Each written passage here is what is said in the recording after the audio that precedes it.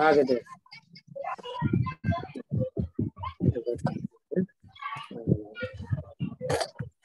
फर्क है नहीं बैठ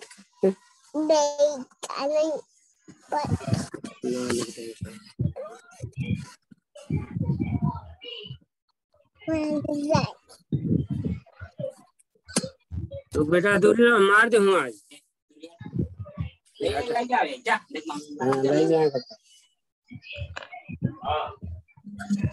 शुरू हो गया देखो फेंक लागो पास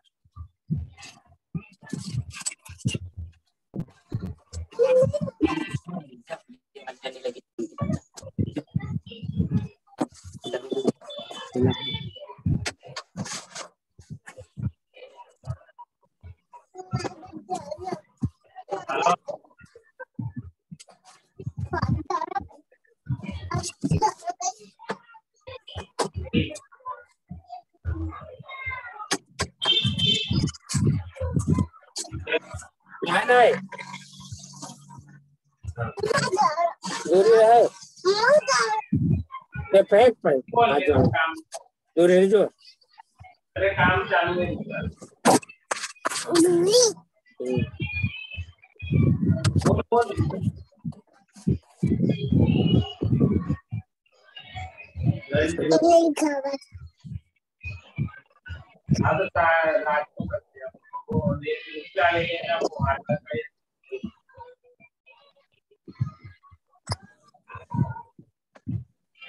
आधार कार्ड वगैरह डालना पड़ेगा ड्राइविंग लाइसेंस भी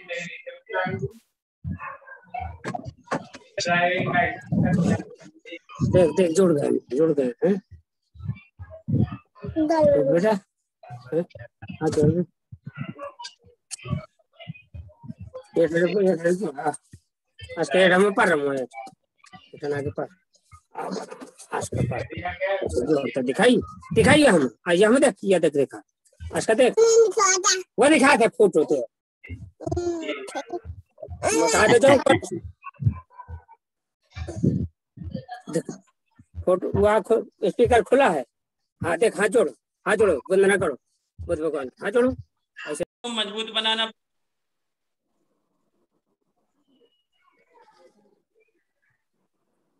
संघ को मजबूत बनाने के लिए हमें अपने साथियों को समर्पण की भावना पैदा करनी पड़ेगी। जब तक हमारे अंदर समर्पण नहीं रहेगा तब तक हम लोगों को प्रभावित नहीं कर पाएंगे, अपने लक्ष्य को पा नहीं सकेंगे। इसलिए हमारा आप सभी से अनुरोध है कि जो हमारी नई पीढ़ी है उन सबको बहुजन हिताय के संदर्भ में समर्पण और त्याग सिखाना पड़ेगा। दूसरी बात यह है कि संगठन का विस्तार हमें सारे लोगों से तभी संभव हो सकेगा जब हम कहें कि हमारे लिए परिवार में जो एकल पद्धति होती जा रही है, जो कि समाज की बड़ी ही कुरीति है, जिससे हमारे बड़े बुजुर्ग अभी अपने बच्चों की सेवाओं से वंचित रह जा रहे हैं। हमें कतई भी एकल परिवार नहीं, हमें अपने परिवार पर लागू करना है पहले संगठन, फिर इसके बाद हम समाज को संगठित करेंगे। यही हमारा कहना है। जय भीम साथियों, धन्यवाद।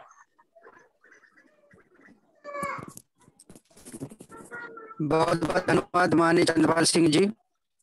आपने एक लाइन की बहुत बड़ी बात कह दी जो हम सभी के खासकर प्रेमियों के दिलों में एक तरंग सी मच गई है, तरंग सी उत्पन्न हो गई है और हम चाहते हैं कि नई भी तरंग उठी है तो तरंग उठाएं। ये बहुत बड़ी बात है कि अपने परिवार से एकजुट और संगठित होने की बात करें, क्योंकि अपना घर होगा, परिवार होगा, मोहल्ला होगा, रिश्तेदार होगा, फिर गांव होगा, फिर संगठन पूरे देश और प्रदेश लेवल पर और अंतर्राष्ट्रीय लेवल पर बनेगा। जय भीम, नमो बुद्धाय। बहुत बहुत धन्यवाद माननीय चंद्रपाल सिंह जी। और अगली कड़ी में माननीय शिव प्रसाद जी तो चित्र को श्रीलंकन करते हैं। मैं चाहूंगा कि अपने कुछ विचार व्यक्त करें माननीय शिव प्रसाद बौद्ध जी। चित्र को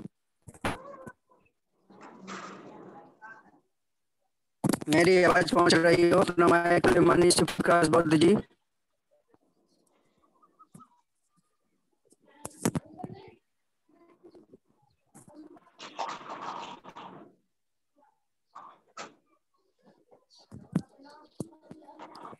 माननीय प्रकाश बद्ध जी चित्रकूट, मेरी आवाज पहुंच पा रही है?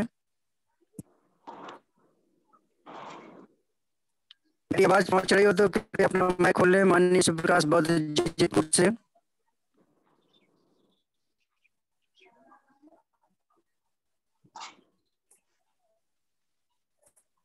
और हमारे संस्थापक जी का आदेश अभी मुझे मिला कि अपने वीडियो ऑन कर लें, सभी लोग वीडियो अपना रखें। जी सर, आई आवाज आ रही है? हाँ, आवाज आ रही है। आप चित्रकूट से हैं आप? जी हाँ। जी जी हाँ, अपने विचार करें बौद्ध जी, शिव प्रकाश बौद्ध जी। ठीक सर, ठीक है। सभी को जय भीम जय बुद्धाय। सर, जैसा कि आज का विषय हमारा संगठन विस्तार हेतु चर्चा, इस पे जी मैं सर। अपने कुछ विचार रख रहा हूँ। सर, किसी भी संगठन को विस्तार देने के लिए हमें मुख्य रूप से 6 बातों का ध्यान रखना पड़ता है। मैं निम्नलिखित बिंदुओं बता रहा हूँ मैं। एक तो पहला है सकारात्मक विचारधारा। किसी भी संगठन से जुड़ने के लिए हमको उसके बारे में जानकारी सकारात्मक रूप से रखनी चाहिए। उसके बाद क्या हम समझ रहे हैं। दूसरा है हमारा लक्ष्य का निर्धारण। जिस कार्य को हम करने जा रहे हैं उसका हमारा एक लक्ष्य निर्धारित होना चाहिए। और तीसरा है प्रेरित करना।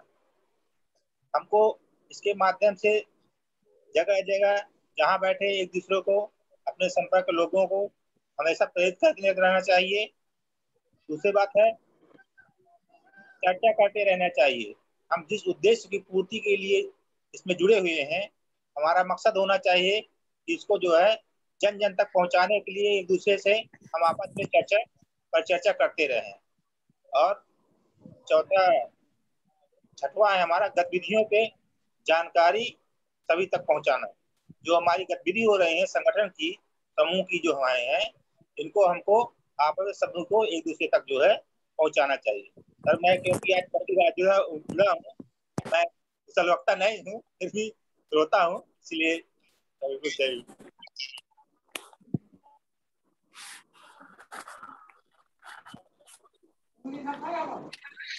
बहुत बहुत माननीय शिव प्रकाश बौद्ध जी, धन्यवाद।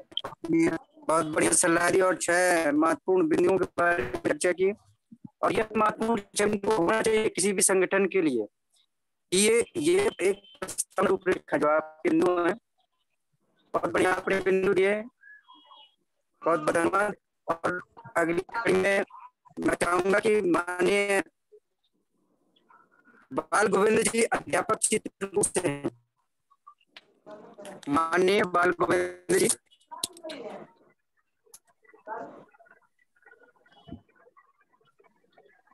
जी, आज की मीटिंग के अध्यक्षता कर रहे आदरणीय अध्यक्ष जी, संचालक महोदय, सभी मीटिंग में जुड़े हुए धर्म बंधुओं को सादर जय भीम, नमो बुद्धाय। मेरी आवाज आ रही सर? जी बिल्कुल आ रही सर। अच्छा, मेरा पहला अवसर है ये जूम मीटिंग में। बहुत धम्मों साथियों, जैसा कि आज का विषय है, एजेंडा हमारा कि संगठन का विस्तार किस प्रकार से करें, तो तथागत बुद्ध के पहले हम उनकी आइडियोलॉजी से जुड़े, समझें और अपने व्यवहारिकता में उसको उतारें। जैसे तथागत बुद्ध ने कहा अपदीपो भव। हमारे शरीर के अंदर ही इतनी ऊर्जा है कि उस ऊर्जा को पहचाने।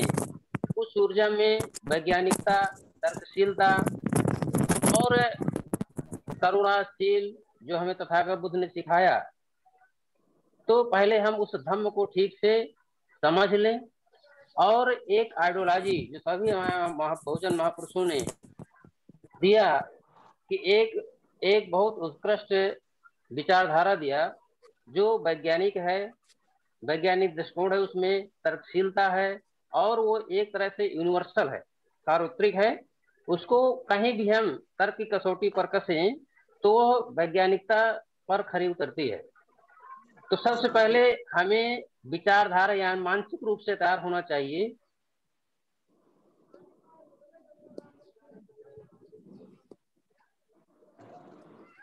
Mind is the control of body. मस्तिष्क जो शरीर का नियंत्रक होता है, जब हम विचारधारा से जुड़ जाते हैं तो इकट्ठा होते हैं, इकट्ठा होने से ताकत आती है और ताकत से शक्ति आती है, और शक्ति से ही कोई भी लड़ाई, कोई भी संघर्ष या कोई भी उद्देश्य की पूर्ति की जा सकती है। तो सभी धम बंधुओं से मेरा यही आग्रह है कि कम से कम हम संगठन के विस्तार के लिए एक जो सबसे बड़ा मीडिया है वो आज सोशल मीडिया है। सोशल मीडिया के कारण ही हमारे जो महापुरुषों की विचारधारा है, जो उनका जीवन संघर्ष है, जो उनके आदर्श हैं, आज हम बहुत जागरूक हो रहे हैं और इसी के कारण थोड़ी सी समाज में जागरूकता आई है। हम मनुवाद को जब अपनी विचारधारा अपने जीवन में उतारेंगे तो मनुवाद अपने आप खत्म हो जाएगा। और जो जहाँ तक कि संगठन के विस्तार के लिए है, तो सबसे पहले मैं भी 2002 से संगठन में हूँ। इसके पहले SC/ST शिक्षक वेलफेयर एसोसिएशन चित्रकूट जिलाध्यक्ष था, जिला संयोजक बामसेव भी रहा और आरक्षण बचाओ संघर्ष समिति के मांडलिक महामंत्री पर भी काम कर चुका हूँ। तो जहाँ तक कि थोड़ी सी अनुभव है, उसमें मानवर कांशीराम साहब भी कहा था किसी भी संगठन को चलाने के लिए 3 चीजों की महती आवश्यकता होती है, माइंड, मनी और मीडिया।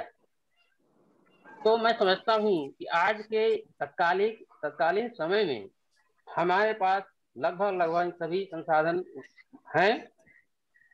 जब महापुरुष ऐसी विषम परिस्थितियों में ये आंदोलन, ये विचारधारा, ये क्रांति यहाँ तक लाकर खड़े कर दिए, तो आज हम संसाधन युक्त हैं, संसाधन से हम संपन्न हैं, तो बहुत अच्छा संगठन का विस्तार और अच्छी विचारधारा चल सकती है।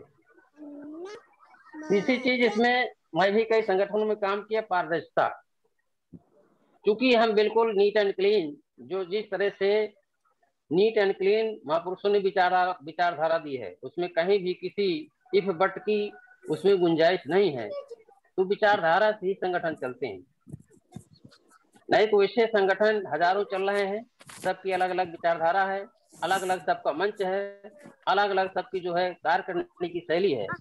इसीलिए हमारी ताकत कमजोर हो जाती है। जब हजारों संगठन एक साथ आ जाएंगे तो हमारी ताकत बहुत मजबूत हो जाएगी और हम जो अपना लक्ष्य है उसको हासिल कर सकते हैं। तो मेरा तमाम बंधुओं से यही निवेदन है कि कम संगठन हो, लेकिन उस पर क्रियान्वयन अच्छा होना चाहिए। जब संगठन चलाते हैं, समाज में कोई परिवर्तन नहीं लाते, अपने आप में कोई परिवर्तन नहीं लाते, अपने परिवार में कोई परिवर्तन नहीं लाते, क्योंकि तो हम कुछ सीख नहीं पाए। क्योंकि learning is change in behaviour, सीखना है, व्यवहार में परिवर्तन लाना है। तो हमें अपने आप को ही बदलना पड़ेगा, तभी हम किसी विचारधारा से, किसी संगठन से जुड़ सकते हैं। जब तक विचारधारा किसी की नहीं जुड़ेगी, हम किसी भी संगठन से जुड़ नहीं सकते मानसिक रूप से। जब तक मानसिक रूप से हम नहीं जुड़ेंगे, उसमें कोई भी अपनी ईमानदारी से सहभागिता नहीं कर सकते। तो मेरा ज्यादा समय हो गया, इसके लिए क्षमा चाहूंगा। हेलो, कोई बात नहीं साहब। इन्हीं शब्दों के साथ मैं सबसे पुनः नमो बुद्धाय जय भीम करते हुए अपनी बात समाप्त करता हूँ। जय भीम, नमो बुद्धाय। जय भीम, नमो बुद्धाय साहब। देखिए, मनी बाल गोविंद जी ने चित्रकूट से हैं, बहुत बढ़िया पंक्तियां कही कि वास्तविकता सच्ची बात है, जब तक मन में परिवर्तन नहीं आएंगे, हम लिखित में, बोलने में सब कुछ कभी परिवर्तित नहीं कर सकते किसी भी चीज को। इसलिए सबसे पहले हमें लिखने, बोलने और फेसबुक और व्हाट्सएप में डालने के साथ साथ अपने मन में भी परिवर्तन लाना है, तभी हर चीज का बदलाव संभव है। हमारे गौतम बुद्ध जी ने सत्य और अहिंसा पर केवल बोला, उन्होंने मन में उतारा, शांति का प्रतीक इसलिए उनको माना गया। बहुत बहुत धन्यवाद बाल गोविंद जी। अगली कड़ी जी, संचालक महोदय जी से थोड़ा अनुरोध है। जी जी जी, विजय बहुत। आपकी आवाज क्लियर हो जाएगी सर। क्या कह रहे हैं? ईयरफोन निकाल करके आप सामने मोबाइल रख लीजिए, फिर बोलिए सर। मेरे मोबाइल में थोड़ा आवाज स्लो आ रही है। सामने रख लीजिए। अच्छा, रुकिए एक मिनट। अच्छा अच्छा, आप आ रही आवाज? हाँ, अब आपकी आवाज आ रही है। और सभी लोगों आ को मैं रही है? अनुरोध करूंगा कि अपना वोटिंग कर दें। पोलिंग प्रोग्रेस आ रहा होगा अपना प्रदेश, जो उत्तर प्रदेश, मध्य प्रदेश जो भी हो, तो अपना वोटिंग कर दें सब। बाकी आप कंटिन्यू रखिएगा। ठीक है, आ रही है विजय बौद्ध जी? अब आवाज आ पा रही है? हमें आपकी आवाज नहीं आ पा रही। ठीक ठीक, चलिए धन्यवाद हमारे बौद्ध जी का। अगली कड़ी में मैं चाहूंगा कि माननीय एडवोकेट मुकेश कुमार जी जालौन से हैं, अपने विचार रखेंगे। माननीय एडवोकेट मुकेश कुमार जी जालौन।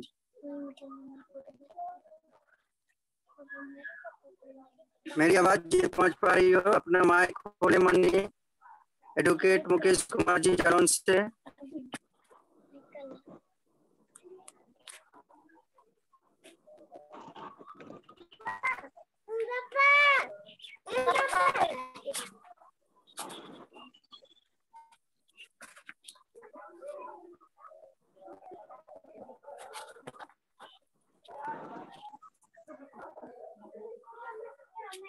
मेरी आवाज पहुंच पा रही है क्या माननीय एडवोकेट मुकेश कुमार जी? कृपया अपना माइक खोलें। विजय बौद्ध जी कुछ राय दीजिए, आवाज आ रही है? सर आगे बढ़िए। मुकेश जी जुड़े नहीं हैं। जी जी जी जी, चलिए धन्यवाद। अगली कड़ी में मैं माननीय बाबूराम प्रजापति जी बौद्ध जी महोबा से हैं, मैं चाहूंगा कि कुछ अपने विचार व्यक्त करें।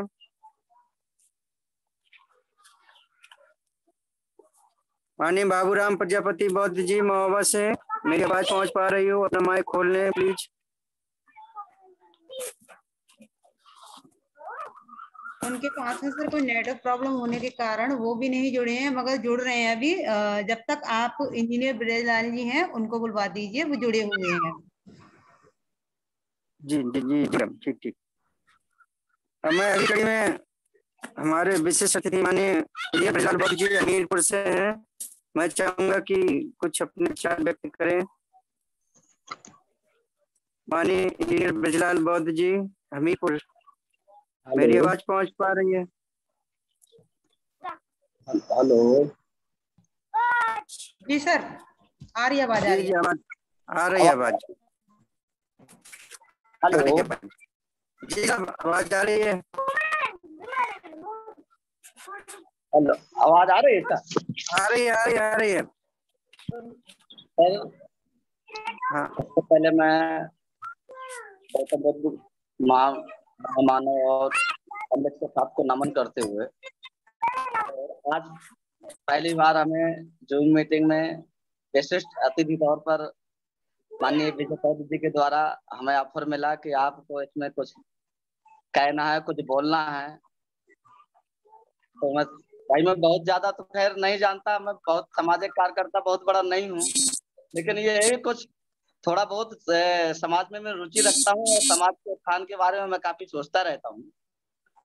इस बारे में हमारे सबसे पहले हमें ये सोचना होगा कि हम अपने देश को पुराने छूटे हुए कल्चर से कैसे जोड़ेंगे। सबसे पहला विचार है हमारा कि हमसे आदमी क्यों नहीं जुड़ पाता, इसमें क्या कमी है हमें कि हमारा पूरा बौद्ध में भारत देश था और हम इसको नहीं जोड़ पा रहे।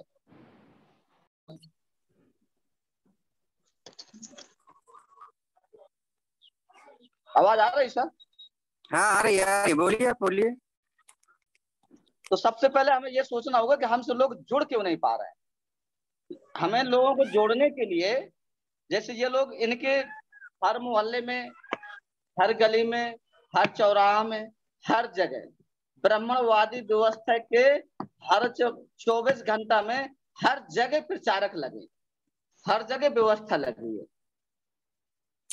हमारी जो व्यवस्था है हमारी कहीं पर कोई व्यवस्था नहीं है इसका।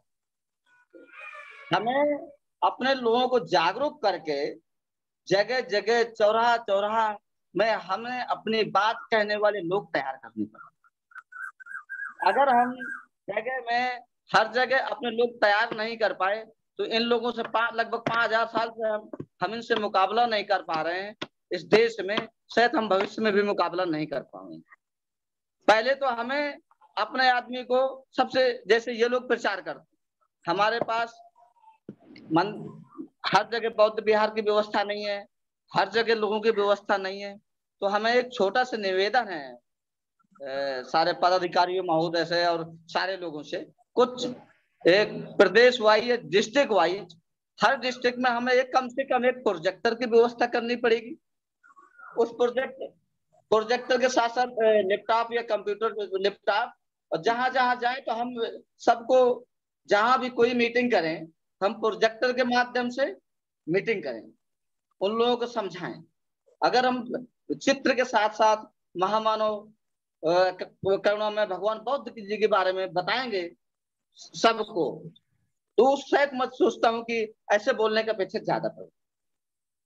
तो हमें सब लोगों को चंदा कलेक्ट करके 15-20 हजार का प्रोजेक्टर आएगा, लगभग लैपटॉप सभी लोगों के पास, पदाधिकारियों के पास होगा, ये ना होगा तो व्यवस्था हो जाएगी मेन लोगों के पास। तो हर डिस्ट्रिक्ट में कम से कम हमें एक प्रोजेक्टर की व्यवस्था कर, अगर हमने एक प्रोजेक्टर की व्यवस्था कर ली, जगह जगह हम उनको फिल्म दिखा करके, पिक्चर दिखा करके, उनको मोटिवेट करके बेहतर तरीके से, और सारे लोग मिलकर उसको बनाएं। बहुत सारे देशों में बना होगा कि कैसे प्रशिक्षण दिया जाता है, क्या किया जाता है, क्या नहीं किया जाता। ये सारे लोगों की जिम्मेदारी बनती है, उसमें कौन सा लोगों को कैसे बताना है, क्या करना है, कैसी पिक्चर्स डालनी है, क्या करनी है। तो एक मोटो तैयार हो उसका, जब उस पर विचार हो जाएगा, हमारी पिक्चर तैयार हो जाएगी, हम लोगों को सही से समझा सकेंगे, और शायद जो बिना पढ़ा लिखा व्यक्ति है उसके दिमाग में बहुत आसानी से घुस पाएगा। और पढ़ा लिखा व्यक्ति तो जानते हुए भी बेवकूफ है, तो हम उसको कैसे घुसेड़ेंगे हमें समझ में नहीं आता। हम जहां भी रहते हैं, जिस भी कंडीशन में रहते हैं, सदैव लोगों से कहते हैं कि सर आप ऐसा करिए, आप ऐसा करिए, आप ऐसा करिए, लेकिन हमारे लोग करने को तैयार नहीं। केवल देवी देवता ही उन्हें दिखती है, करुणामय भगवान बुद्ध नहीं दिखती। करुणामय भगवान बुद्ध को दिखाने के लिए हमें जमीन पर, हर गली पे, हर चौराहा पे, हर मोहल्ले पे अपने आदमी तैयार करने पड़ेंगे। हम जरूरी नहीं कि हम पूरे देश में एक साथ तैयार कर ले, हम पहले एक जिला मोटिवेट करें, सारे कार्यकर्ता एक जिला में लग जाए। अब एक जिला से हो जाए तो एक जिला से 2 जिला, 2 जिला से 20 जिला, 20 जिले से हम सोचते हैं कि 500 जो है जिला हो जाएंगे। तो शायद मेरा कुछ ऐसा मानना, यही मेरा सुझाव है, यही मेरा निवेदन। जय भीम, नवोदय। बहुत बहुत धन्यवाद माननीय इंजीनियर ब्रजलाल बौद्ध जी। आपने एक ये जो टेक्निकल वाली बहुत अच्छी बात बताई कि हर जिले में एक एक लैपटॉप या प्रोजेक्टर की व्यवस्था हो। लैपटॉप की भी होगी, अभी सभी के पास मैं नहीं चाहता, पता होगा कि है कि नहीं, लेकिन प्रोजेक्टर की जो आपने ये मांग की और सलाह दी, ये जरूर होना चाहिए। और जल्दी प्रचार एवं प्रसार करने का आज का माध्यम मल्टीमीडिया ही है, और मीडिया के माध्यम से प्रचार जल्दी, आसानी से, और पिक्चर के माध्यम से आकर्षित होगा। ऑडियो विजुअल क्योंकि आकर्षित करता है हमारे समाज को, सभी समाज को। तो मैं आपका पुनः बहुत बहुत धन्यवाद व्यक्त करना चाहूँगा। और मैं विजय बुद्ध जी से जानना चाहूँगा कि और अगली कड़ी में हमारी कुछ बहन कोई हमें सलाह दें, कोई अपनी राय व्यक्त करें, या जो जैसा उनका सभी का विचार हो। माननीय विजय बुद्ध जी।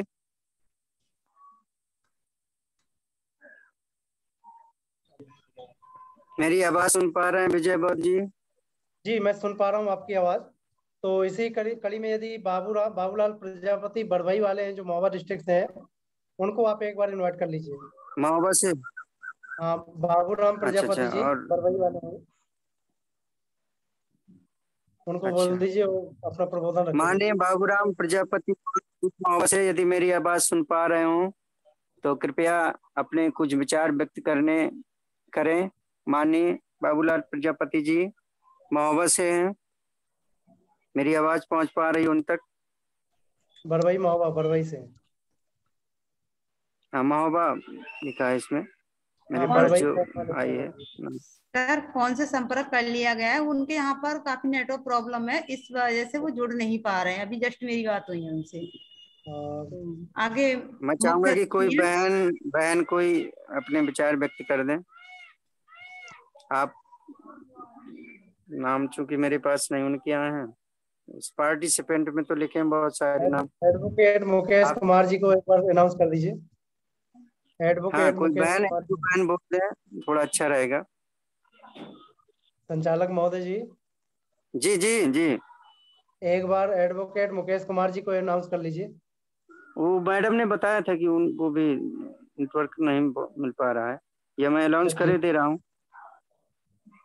माननीय एडवोकेट मुकेश कुमार जी जालौन से मेरी आवाज सुन पा रहे हो?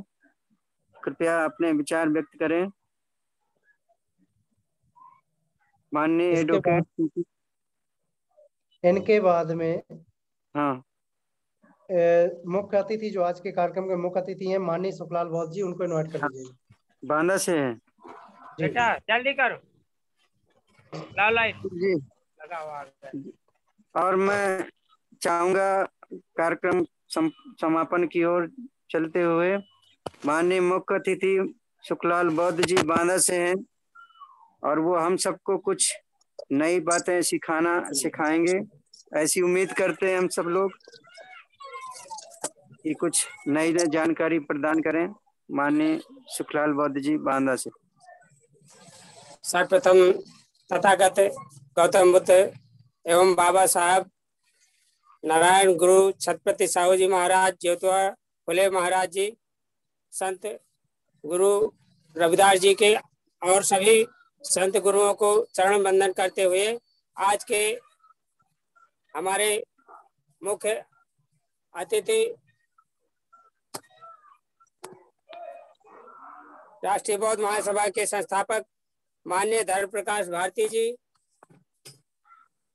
और किशोर बौद्ध जी, माननीय मुकेश जी, माननीय बादल सिंह बौद्ध जी और बहन शशि बौद्ध जी, हमारे राष्ट्रीय कार्यकारिणी के सभी पदाधिकारी एवं सभी प्रदेशों से जुड़े हमारे धम्म बंधु एवं हमारे सभी पदाधिकारी, जैसे हमारे बुंदेलखंड के माननीय इंजीनियर बौद्ध ब्रजलाल बौद्ध जी हमीरपुर से, माननीय बाबूराम प्रजापति जी बौद्ध महोबा से, माननीय एडवोकेट मुकेश कुमार जी जालौन से, माननीय शिव प्रसाद बौद्ध चित्रकूट जिला से, माननीय चंद्रपाल सिंह ललितपुर से। मैं अभी आप सभी को हृदय से आभार प्रकट करते हुए जय भीम नमो बुद्धाय करता हूँ। इसी के साथ मैं संगठन के विस्तार पर थोड़ा सा चर्चा करना चाहूंगा, क्योंकि आप हम सब मानवर कांशीराम साहब के शिष्य ही हैं और बहन जी की अगुवाई में सभी लोगों ने कार्य किया होगा। जैसे आज भी उन्होंने बूथ से लेकर के और सेक्टर तक की तैयारी कर रखी है। हम लोगों को सर्वप्रथम जिले की इकाई तैयार करना है और जिले के पदाधिकारी इकट्ठे करके फिर तहसील के पदाधिकारी तैयार करना है।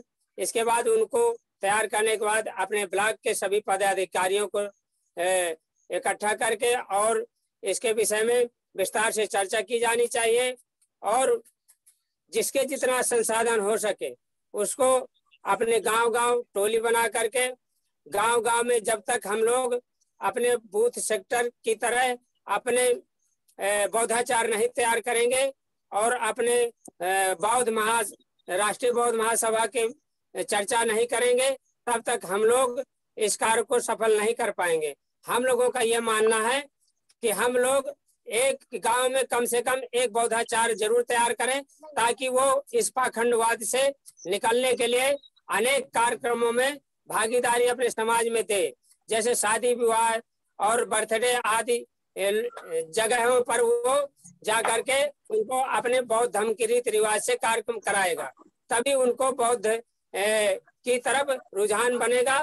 और हमारी राष्ट्रीय बौद्ध महासभा के पदाधिकारी सभी को सदस्य बनाना है, सभी लोग सदस्य बनावें और सभी को जोड़ने का काम करें। अगर नहीं कुछ हो सकता तो हम लोग साइकिल की टोली बना करके 4-6 लोग प्रत्येक गांव में जा करके अपनी मीटिंग करके सभी लोगों को जोड़ सकते हैं और सभी का व्हाट्सएप नंबर, फोन नंबर और सदस्यता शुल्क ले करके सभी को जोड़ने का काम कर सकते हैं।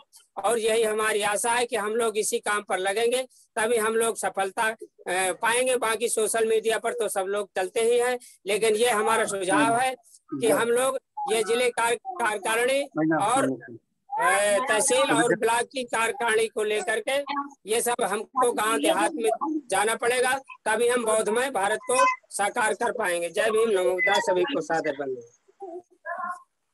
जय भीम, नमो बुद्धाय। बहुत बहुत धन्यवाद माननीय मुख्य अतिथि जी सुखलाल बौद्ध जी बांदा से। और इसके बाद मैं अगली कड़ी में चाहूंगा माननीय अध्यक्ष जी डॉक्टर दिनेश बाबू गौतम प्रदेश प्रभारी हैं जो, उनसे चाहूंगा कि कुछ जानकारियां प्रदान करें। माननीय डॉक्टर दिनेश बाबू गौतम जी प्रदेश प्रभारी, मेरी आवाज पहुंच पा रही हो?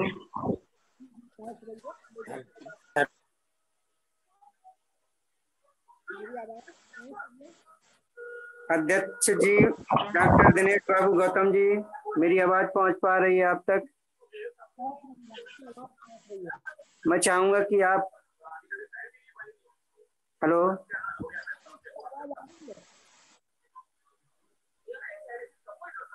डॉक्टर दिनेश बाबू गौतम जी प्रदेश प्रभारी जी। जुड़ गए सर, जुड़ गए, बोल रहे हो। जी साहब कुछ अपने विचारों से कुछ हमारे अंदर नई ऊर्जा पैदा करें साहब।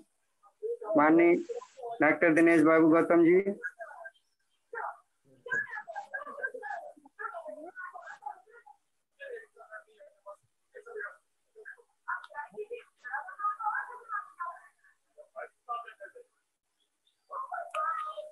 जी आवाज आ रही है मेरी? जी आपकी आवाज आ रही है।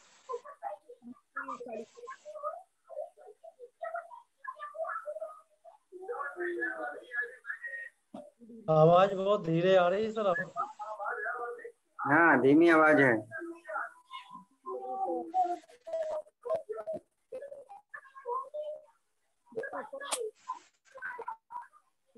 आज के कार्यक्रम की अध्यक्षता कर रहे माननीय दिनेश बाबू जी से अनुरोध है कि अपनी आवाज क्लियर करें। आवाज बहुत स्लो हो रही है आपकी।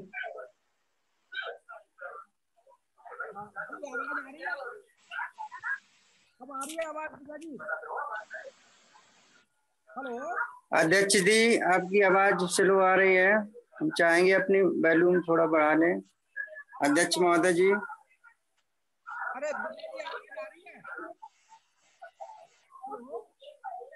ईयरफोन लगाने के लिए बोल दीजिए।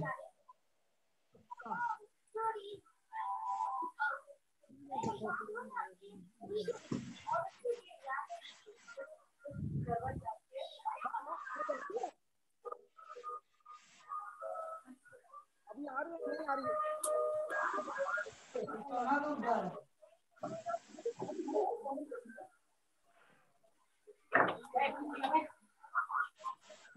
विजय जी क्या हो गया, कुछ टेक्निकल प्रॉब्लम हो गई क्या?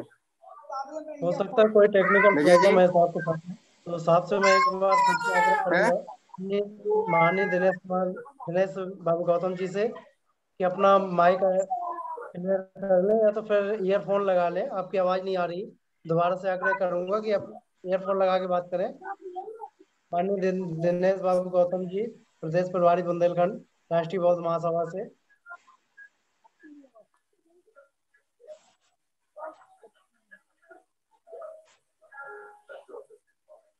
कोई टेक्निकल इशू हो गया सर इनके साथ, कोई बात नहीं है। आवाज लगा रहे सर।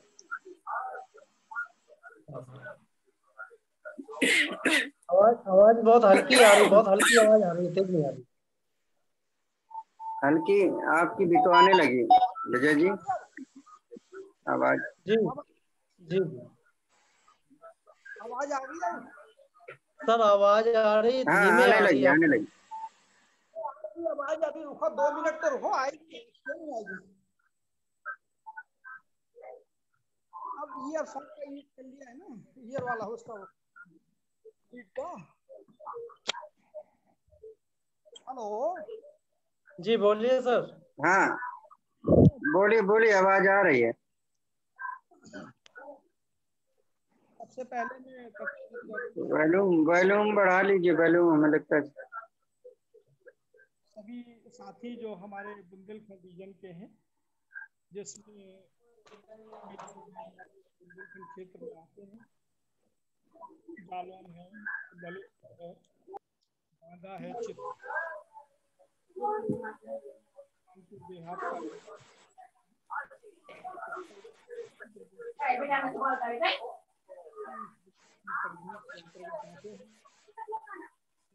अध्यक्ष साहब महोदय जी, आपकी आवाज नहीं सुन पा रहा हूँ मैं। अध्यक्ष महोदय जी।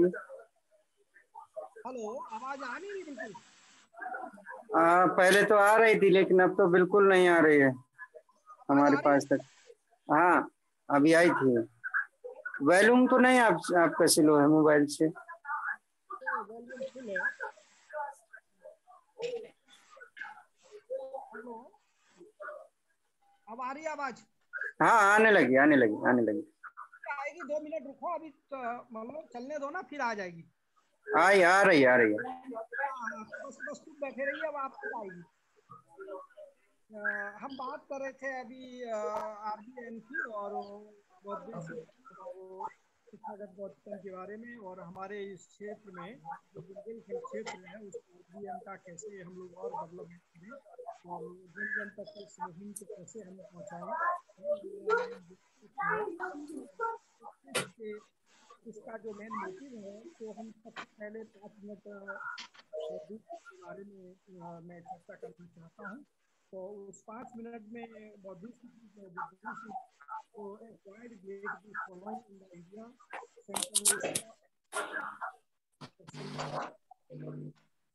today the Sri Lanka, Burma or Nepal and Japan follow Buddhism.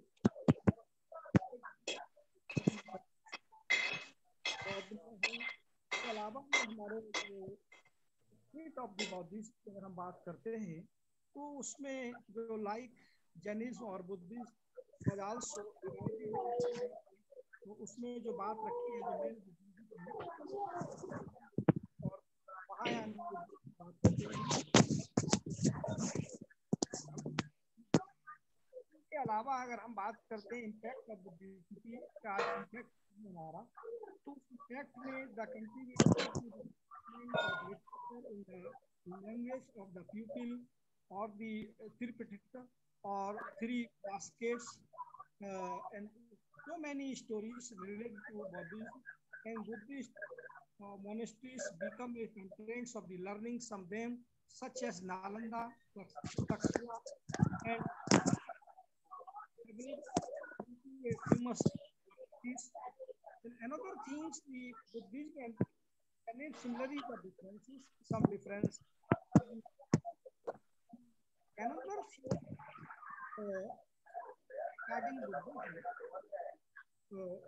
find true knowledge regarding Siddhartha and the place and place to place the association he the everything the Lada meditation or the enlightenment or Buddha and Buddha or the enlightenment of the in the tree under which the received enlightenment come to be known as a Buddha tree. So first the Sarnath or tree of the rule of the law. So these things four noble truths and the enlightenment path. तो 4 हमारे Nobel हैं जिसमें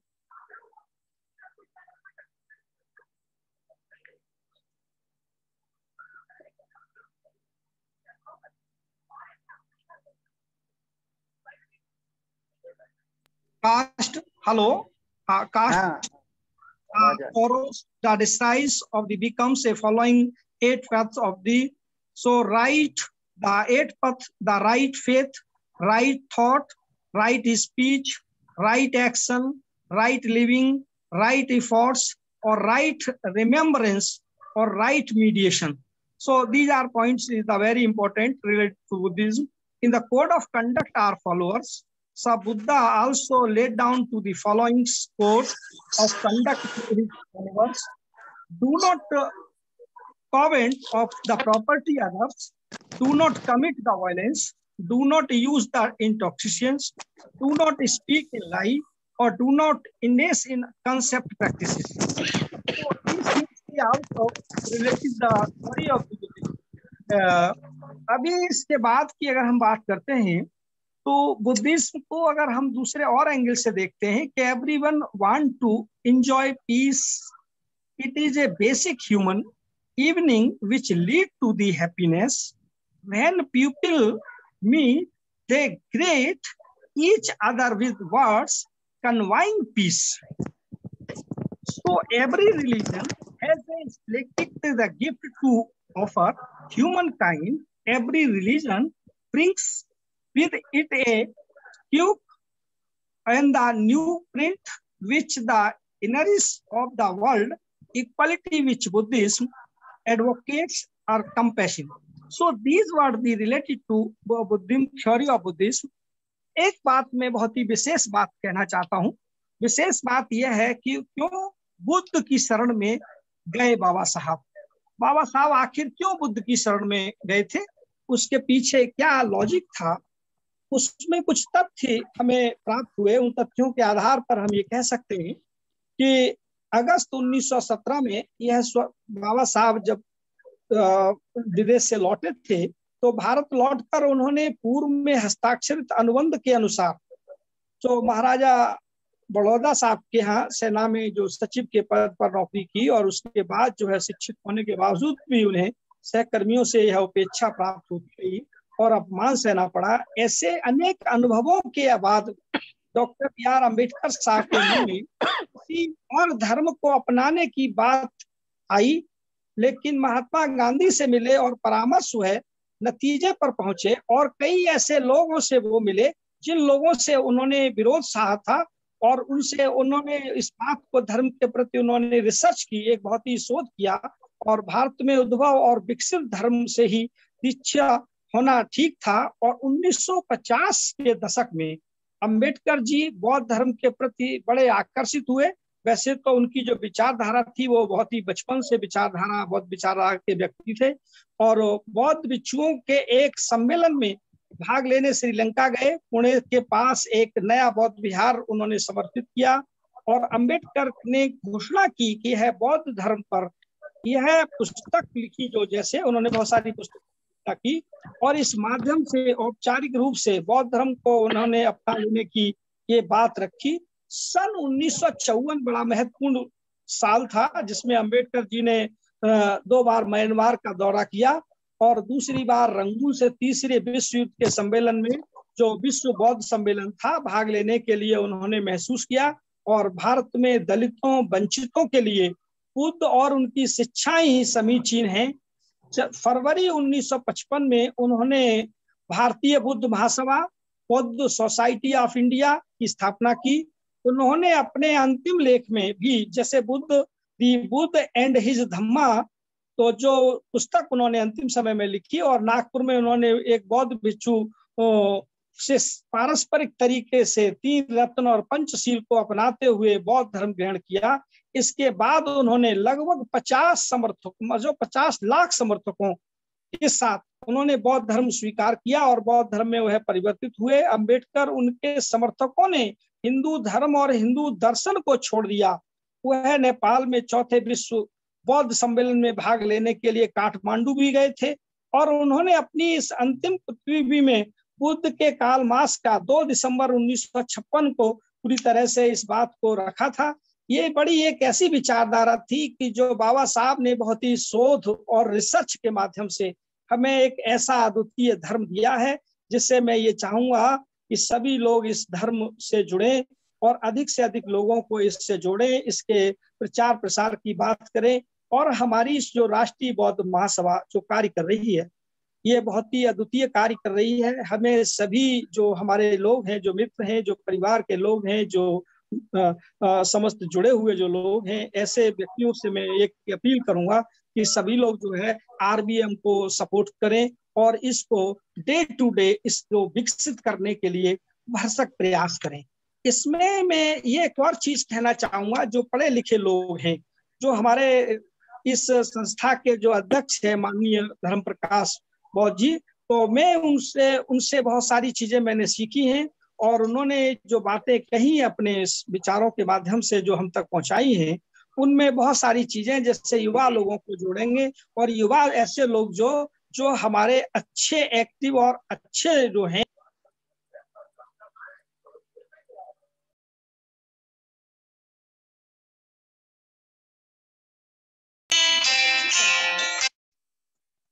बहुत अच्छी research करता है और तो एक बहुत अच्छा प्राइज राष्ट्रीय बौद्ध महासभा के माध्यम से मैं अपने खुद के कंट्रीब्यूशन से मैं उनको दूंगा। अगर कोई इस आरबीएम को इस रिसर्च करके और ये सिद्ध करता है कि आज की डेट में जितनी भी संस्थाएं चल रही हैं भारतवर्ष में, तो आरबीएम का और उन संस्थाओं का अध्ययन करते हुए कौन सी संस्था सर्वश्रेष्ठ है और हमारी संस्था को और क्या स्टेप लेना चाहिए, जिससे हम जैसे आज आरएसएस इस पूरे देश में और विश्व में उन्होंने ख्याति अर्जित कर ली है, ऐसी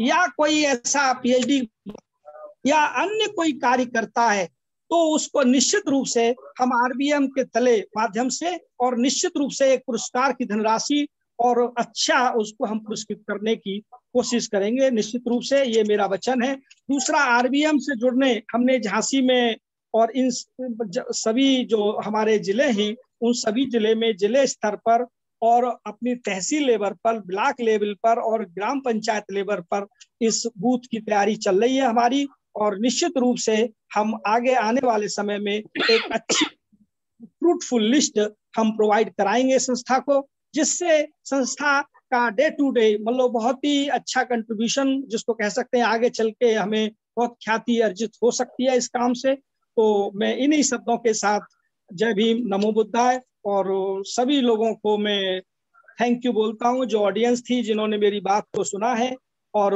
मैंने जो बातें कही हैं वो निश्चित रूप से मैं अगर कोई रिसर्च करता है इस आरबीएम पर तो मैं निश्चित रूप से उसको 51,000 रुपए का नगद कैश प्राइज दूंगा।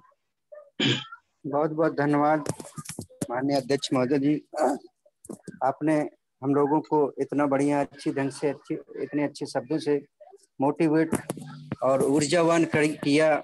हम आपकी बातों को याद रखेंगे और मैं सभी मीटिंग में जुड़े सभी सदस्यों से, माननीय सदस्यों से, अतिथियों से, विशेष अतिथियों से चाहूँगा कि ये आपके शब्द अपने मन में सभी लोग उतारें और उन पर आगे बढ़ने का प्रयास करें। और मैं भी कोशिश करूँगा, चूँकि मैं एक प्राइवेट टीचर हूँ, एमफिल किया हुआ है, पीएचडी मेरी केवल जाति वश के कारण पीएचडी नहीं हो पाई। मेरे गाइड पांडे थे, उन्होंने पीएचडी नहीं करा पाई रीवा से, फिर मैंने छोड़ के खुद भगाया था।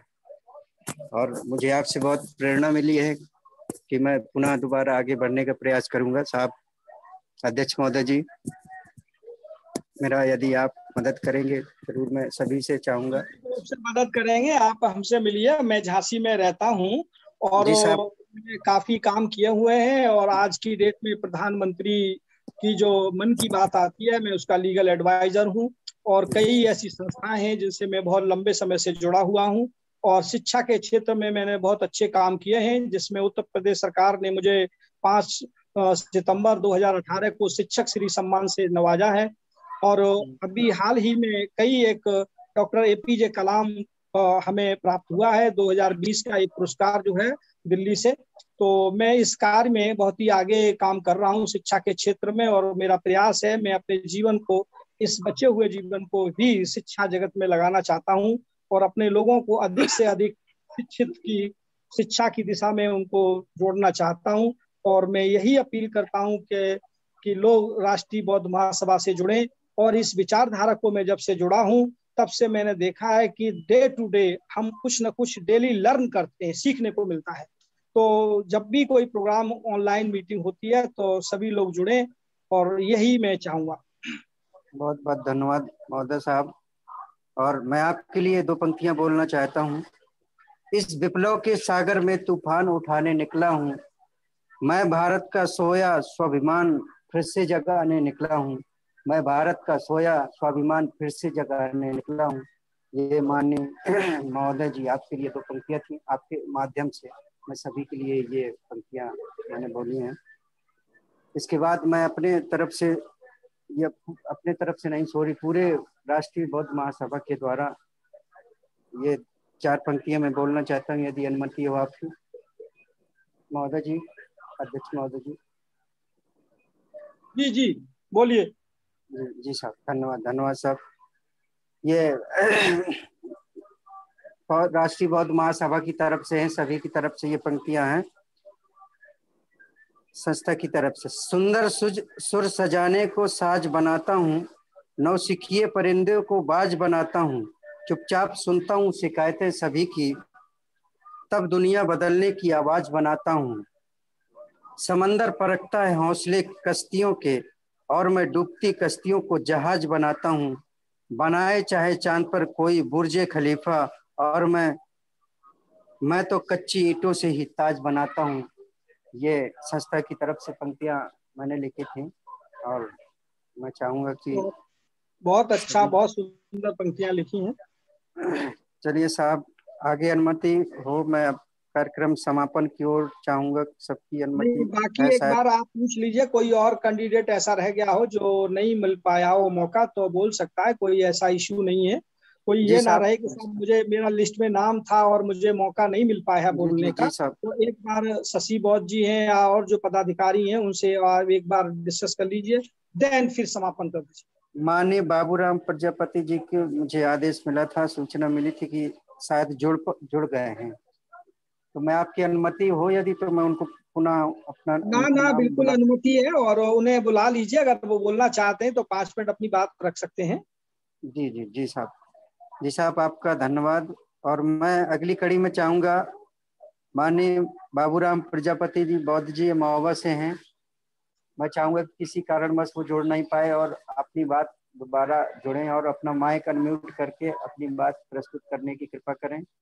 माननीय बाबूराम प्रजापति बौद्ध जी महोबा से हैं, मेरी आवाज उन तक पहुंच रही हो तो। हाँ सब बढ़िया, फिलहाल तो कृपया अपने विचार व्यक्त करने की कृपा करें। बाबूलाल प्रजापति जी, माइक खोलने पहले, यदि आप माइक न खोल पा रहे हो।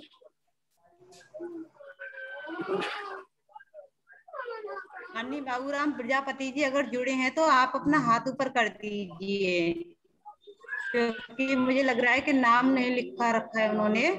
अगर जुड़े हैं तो अपना हाथ ऊपर कर दीजिए ताकि मैं आपका माइक अनम्यूट कर दूं। बाबूराम बौद्ध जी हाथ अपना उठा दीजिए, मैडम आपका माइक अनम्यूट कर दे रही हैं। मुझे लग रहा है सर नहीं, वो डिस्कनेक्ट हो गए, फिर जुड़े तो होंगे मगर हट गए, शायद नेटवर्क की प्रॉब्लम थी ना उधर। अभी विजय बौद्ध जी का फोन आया था, उन्होंने मुझे अभी सूचना दी है कि जी जी मेरे पास भी फोन आया था उनका। अच्छा।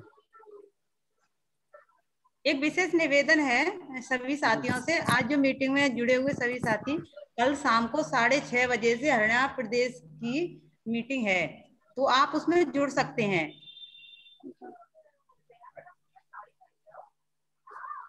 कब है मैडम? 6:30 बजे। हेलो,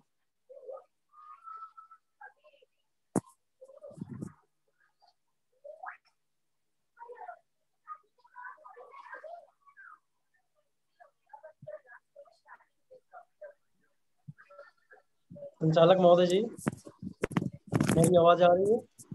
हाँ आ रही विजय बौद्ध जी।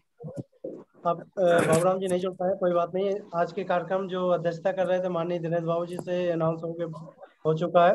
अब जो कार्यक्रम जो आज राष्ट्रीय बौद्ध महासभा हमारी है, राष्ट्रीय बौद्ध महासभा के राष्ट्रीय अध्यक्ष माननीय धर्मप्रकाश भारती जी को आप अनाउंस कर लीजिए।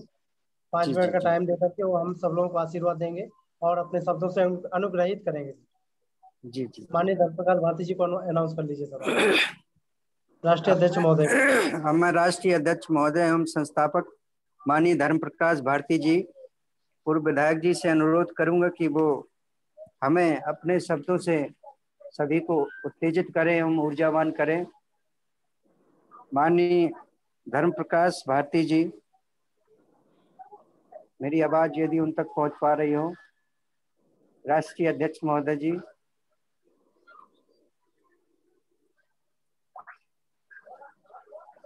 हेलो। जी जी, आ रही है साहब आवाज। मेरी आवाज आ रही है? जी जी साहब, आ रही है, आ रही। सभी साथियों को बहुत बहुत धन्यवाद। आज की मीटिंग में जो बुंदेलखंड उत्तर प्रदेश की रखी गई थी, माननीय अध्यक्ष जी ने डॉक्टर दिनेश बाबू गौतम साहब ने काफी विस्तार से अपनी बात को रखा और उन्होंने हौसला हम सबका बढ़ाया। उनका बहुत बहुत धन्यवाद। और संचालन किया धर्मपाल अंबेडकर साहब ने, उनका भी बहुत बहुत धन्यवाद।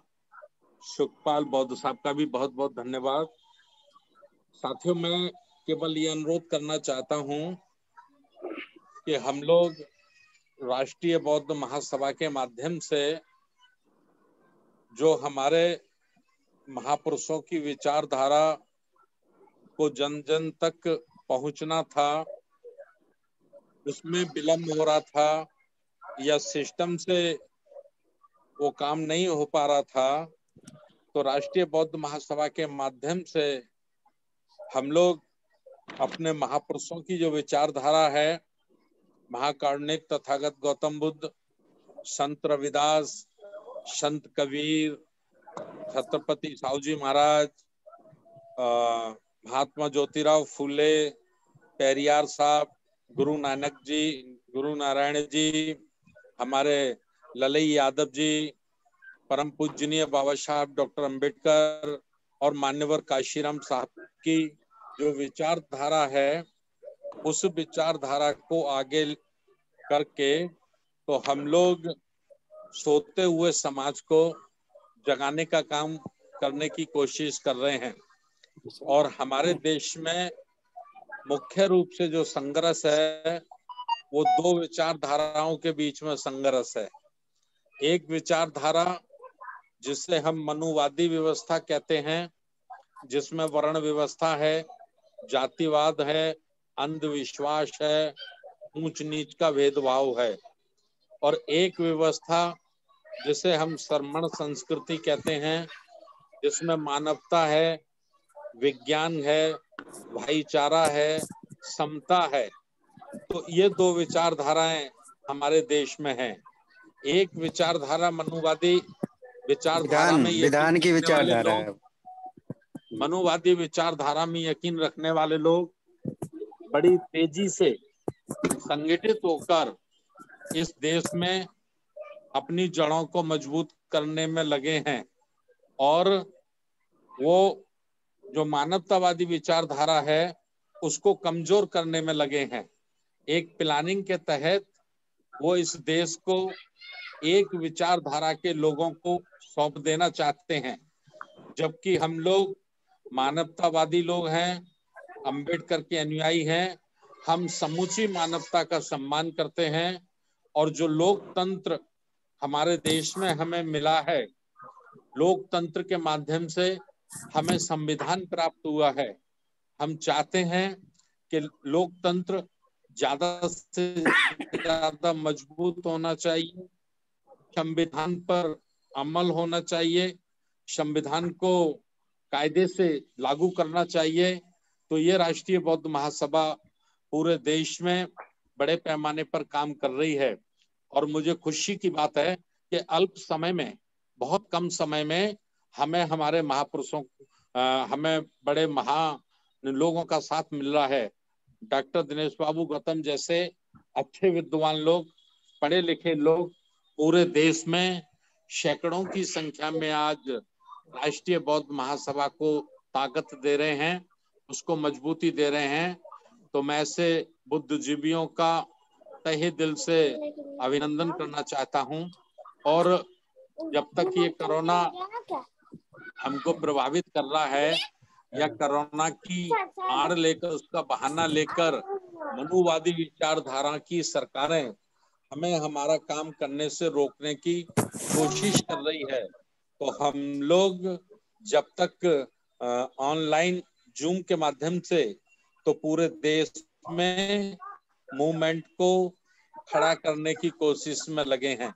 इसी कड़ी में प्रत्येक दिन शाम को 6:30 बजे से हम एक संभाग, कहीं एक जोन, कहीं एक राज्य, और धन्यवाद मध्य प्रदेश के साथियों का, वो तो जिला लेवल पर अपनी मीटिंगें रोज चला रहे हैं।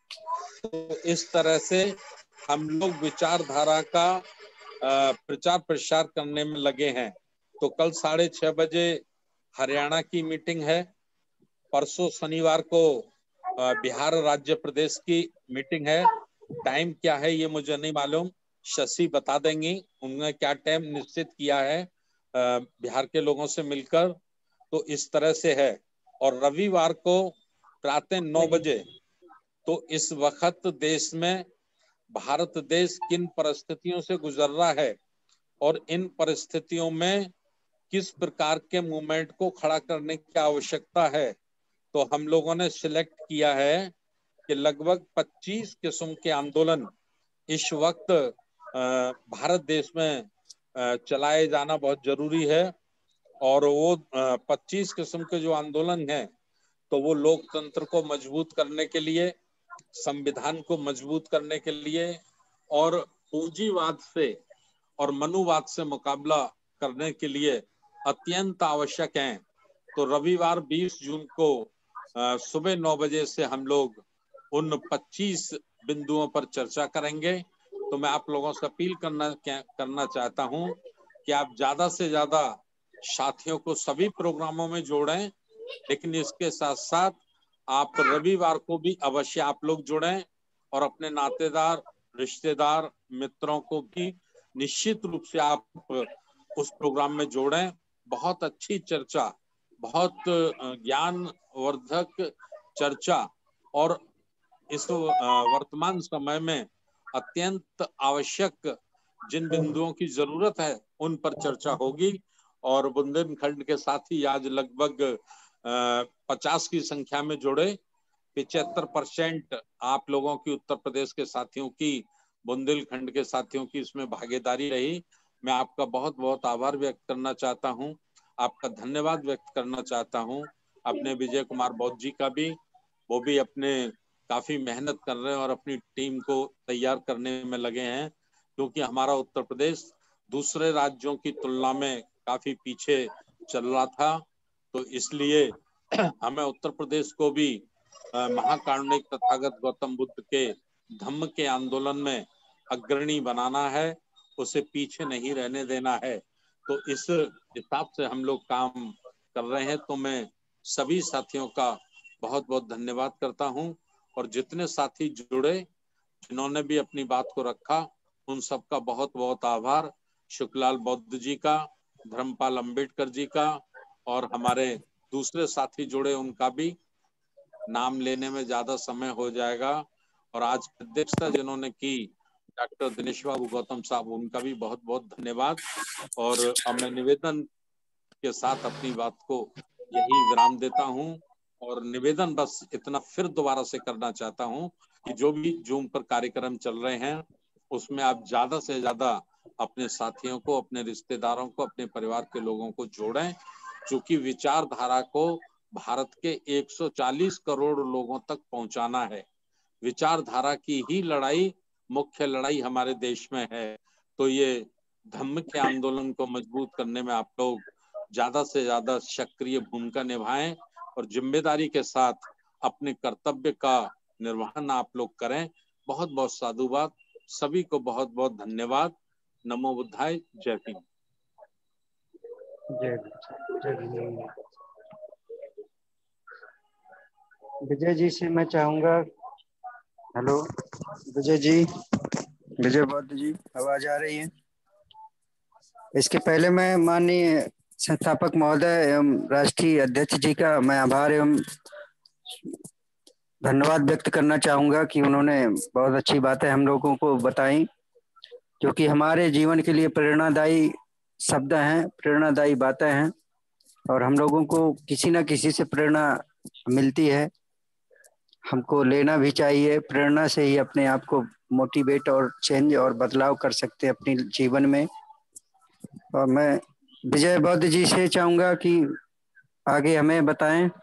विजय बौद्ध, मेरी आवाज यदि पहुंच रही है उन तक? जी, आपकी आवाज आ रही है मेरे पास संचालक महोदय जी, आपकी आवाज आ हाँ जी, अब आगे बताएं। के माध्यम से कार्यक्रम का समापन करें। जी सर, और सभी साथियों का बहुत बहुत साधुवाद। अब कार्यक्रम का समापन करने के लिए आदेश हुआ है, तो सभ्य सत्ता करके कार्यक्रम का समापन करेंगे। सभी लोग अपना हाथ जोड़ लीजिए, अपना माइक अनम्यूट कर लीजिए सभी लोग, और सभ्य सत्ता के लिए तैयार हो जाए। हाथ जोड़ करके सभ्य सत्ता करेंगे और कार्यक्रम का समापन करेंगे। जी, सभ्य सत्ता के लिए सभी लोग तैयार हो जाइए, हाथ जोड़ करके बैठ जाइए। तुम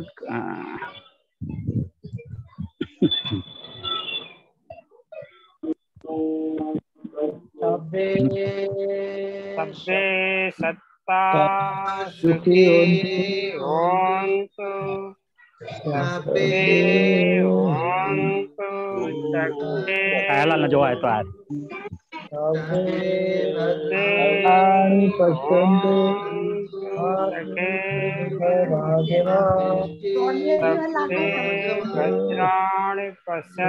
मा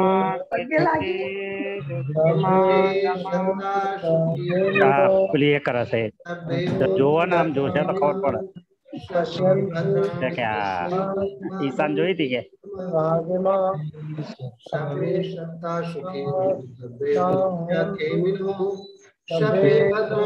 सौदा उत्तर प्रदेश ना लगता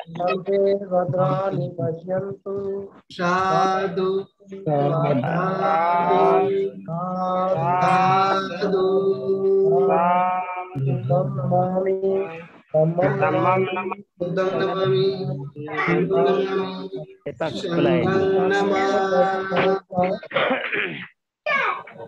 बेटा जय भीम, नमो बुद्धाय।